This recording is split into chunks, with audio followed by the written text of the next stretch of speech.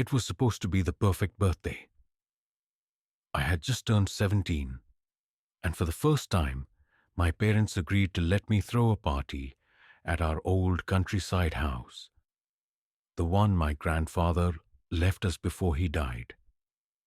It had been abandoned for years, tucked away in a quiet forest clearing, but my dad had cleaned it up, strung fairy lights around the porch, and even set up speakers in the living room.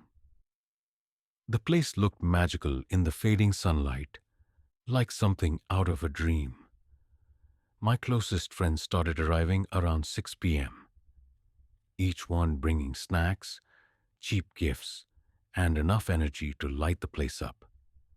We laughed, danced, took pictures under the hanging lanterns, and acted like we didn't have a single care in the world. I kept thinking how perfect it all felt. There was even a big chocolate cake with my name written in red icing, surrounded by little plastic skulls as decoration. My idea of mixing birthday fun with a little horror twist. But as the evening went on, I noticed something strange. There was this one kid, quiet, standing near the edge of the trees. I assumed he was one of my friend's plus ones. He had black hair that covered most of his face and wore a dark hoodie, despite the summer heat.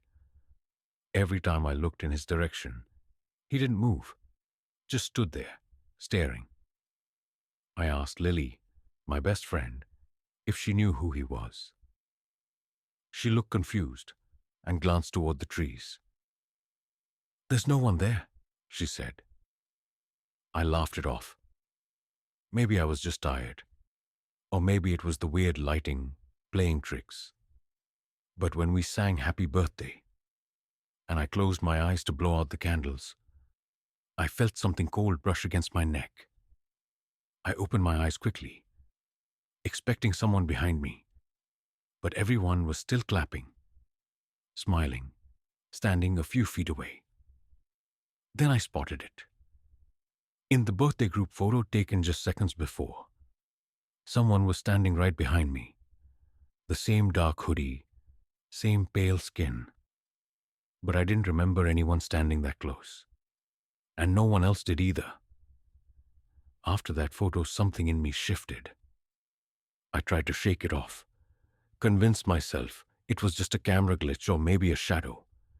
But my mind kept drifting back to that kid in the hoodie. No one else saw him, yet he was there, in the photo, right behind me. As the sky darkened, we moved inside the house. The air felt heavier somehow, like the wooden walls had started absorbing our laughter and giving back silence. I noticed the lights flickered now and then, even though the generator was brand new. It wasn't a big deal at first, just little things, small enough to ignore. The Bluetooth speaker kept disconnecting on its own. My phone froze for a second before restarting, with its screen showing a date from 5 years ago. I laughed nervously and brushed it off as some weird software glitch. But then things started getting more real. Around 8:30, I noticed Emily sitting alone in the hallway, facing the wall. I asked her if she was okay, but she didn't respond, just stared. I thought maybe she was drunk, but she hadn't even had a drink yet. When I touched her shoulder, she flinched like I'd shocked her. Then she whispered something I'll never forget. "He's not supposed to be here." I asked who she meant, but she just got up slowly and walked away, leaving me standing there with a cold pit in my stomach. A few minutes later, Ethan came running from the basement, pale as a sheet. "Who's messing around down there?" he asked. "Not funny?" We told him no one had gone into the basement. It was locked. My dad said it was unstable and told me not to let anyone near it. But Ethan swore he'd heard footsteps, like someone pacing slowly in the dark. And then came the laughter, high-pitched, childlike. echoing through the living room even though no one was laughing. Everyone froze. For a second, I thought maybe someone had left a creepy sound effect on the speaker. But the Bluetooth had disconnected again. The laughter continued. It felt like it was moving from one corner of the room to the other. A candle on the cake suddenly blew out by itself, even though there was no wind. We all stared at each other, confused and silent. I tried to laugh, say it was just a draft, but my throat felt dry. Then Mia screamed. She said she saw a face in the mirror by the hallway, not hers, someone else's. A boy with hollow eyes standing behind her. When we checked the mirror, it was cracked. No one remembered it being broken earlier. At this point, the party vibe was completely dead. Everyone was on edge. Some tried to act cool, saying it was just tricks of the mind, but I could tell they were scared. I was too. The temperature felt like it had dropped suddenly. People started reaching for their jackets, huddling together, whispering nervously. I thought about ending the party, telling everyone to go home, but something in me didn't want to be alone. Not here. Not tonight. Then the lights went out. Completely. No flicker. Just gone. There was a beat of silence. No one moved. Then came the sound of a door creaking open. Only, it wasn't any of us. The darkness swallowed us whole. Someone fumbled with a phone flashlight, its shaky beam cutting through the pitch-black room, revealing pale faces and wide, fearful eyes. No one spoke. All we could hear was our own shallow breathing and that slow creaking sound. A door, definitely, but not from the front or back of the house. It came from beneath us, the basement. I whispered to Ethan, "You said it was locked, right?" He nodded, visibly shaking. It was. I swear the sound of soft, deliberate footsteps began rising from the floorboards. Slow, almost dragging. It was as if someone, or something, was climbing the basement stairs. Then it stopped. We stared at the door, leading down to the basement, half expecting it to burst open. But it just stood there, closed, quiet. A few seconds passed. Then suddenly, bang! The door shook violently. Screams broke out as everyone backed away. A couple of my friends ran toward the exit, but the front door wouldn't open. The lock turned, but the door wouldn't budge. It was like something was holding it shut from the outside. Or the inside. Lily started crying. Mia was hyperventilating. And I was frozen. Then one by one, the candles around the living room flickered to life. On their own. We all turned slowly toward the center of the room, where my birthday cake sat on the table. The plastic skull decorations had melted slightly from the earlier heat, but now they looked twisted, like they were frowning, almost angry. That's when I saw him again. The boy in the dark hoodie. He stood just beyond the reach of the candlelight. His face partially visible this time. His eyes were black, not dark. Black, like they had no whites, just endless voids. He raised one finger to his lips. Shh. And then he vanished. In that instant, chaos erupted. The speakers, which were disconnected, blasted a static scream so loud we all dropped to the floor, clutching our ears. The lights flickered back on, but the walls looked different. Faded, old, cracked, as if time had jumped backward decades in a second. And then we noticed. Emily was missing.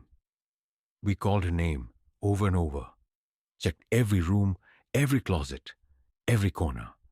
Nothing. She was just gone. I ran to the hallway where I last saw her earlier, near the wall. That same cold feeling washed over me. Like something wasn't just wrong, it was evil. And then I saw the blood. just a thin smear, like someone had dragged their hand across the floor. It led toward the basement door. Ethan, being the only one with any guts left, insisted on opening it. I tried to stop him, begged him, but he said if Emily was down there, he had to help. He turned the knob slowly. The door creaked open. The stairwell was pitch black. He took one step in, flashlight in hand. Then we heard him scream. It wasn't a scream of surprise. It was pure, agonizing, soul-tearing fear. The kind of scream that tells you something is terribly, irrevocably wrong. We rushed to pull him out, but he was gone, just like Emily. And from the blackness below, we heard them both, crying, whispering, pleading. But we couldn't help. We couldn't even move. We didn't know what to do anymore. The house felt like it was holding us hostage, like the air itself had thickened, watching us. Every breath was a struggle. Every corner whispered things we didn't want to hear. I wanted to scream, to break a window, anything. But it felt like the house wouldn't allow it. It wanted us here. Mia clutched my arm and whispered, "This place, it's feeding off us." And I believed her. We all huddled in the living room, the candlelight barely keeping the darkness at bay. That's when Lily said something that chilled me to the bone. "This happened before." We turned to her. Her voice was flat, distant, as if she were remembering a dream or a nightmare. "I heard my grandma talk about this place once," she said. "She grew up near here. Said there was a boy. Years ago. He disappeared during his birthday party. No one ever found him. The guests, his friends, vanished too. Only the house remained." I stared at her, my heart racing. "She said the boy made a wish before blowing out his candles. Said he wanted the night to last forever." Silence, heavy and suffocating. "That boy," she added slowly, "wore a black hoodie. Always." I felt like the air had been knocked out of me. It couldn't be the same boy. Could it? But deep down I knew. Somehow he was still here, trapped. And now he was pulling others into his endless curse at night. That's when I realized. My wish. Before the night began, before we lit the candles, I remember whispering, "I wish this birthday never ends." Had I unknowingly repeated the curse? Suddenly, the photos we took earlier flashed on the TV screen, one by one, even though no one touched the remote. Each photo looked off. In one, someone had no face. In another, there were more people in the background than had ever attended. Shadowy figures, blurred outlines of children in party hats. And in the very last photo, taken just after the candles were lit, we all looked different, distorted, pale, almost the dead. "No one leaves," said a voice behind us. We turned slowly. The boy stood there closer now, in full view. His eyes like black holes, mouth stretched too wide for his face. "You made the wish," he said. "Now you stay." I tried to speak, to apologize, to undo whatever I had done. But my mouth wouldn't open. My voice was gone. And then we heard the music again. The birthday song, slow, twisted, echoing from the basement. Each note felt like it was crawling under our skin. Lily suddenly stood up, as if in a trance, and began walking toward the basement door. We shouted her name, grabbed her arms, but she was strong. Too strong, like something was pulling her. We couldn't stop her. As she opened the door, we all saw what was below. It wasn't stairs anymore. It was a dark, endless hallway lined with balloons. Faded decorations, streamers soaked in what looked like blood. Children's laughter echoed faintly from the depths. And somewhere down there, Emily and Ethan were still crying. We knew then. This wasn't just a haunting. It was a trap, a loop, A cursed celebration where the guests never truly leave, and the birthday never ends. And I was the one who brought it back.